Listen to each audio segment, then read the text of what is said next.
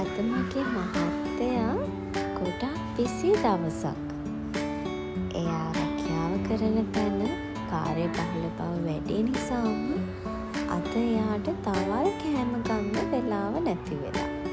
ගෙදර ආපු ගමන් මහන්සියට බත් කන්නත් බෑ කියපු නිසා එයා වැඩ ඇරිලා ගෙදරින් වෙලාව කිට්ටු කරලා මම ඉක්මනින්ම පොඩි කෑමක් හදන්න ලෑස්ති වුණා.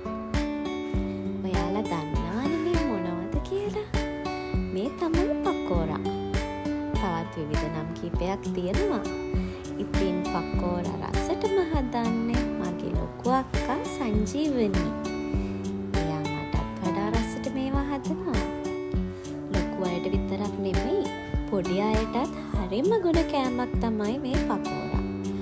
මම මේ දාපු දේවල්ම දාන්න ඕන නැහැ. Tamanට කැමති විදියකට මේක වෙනස් කරගන්න පුළුවන්.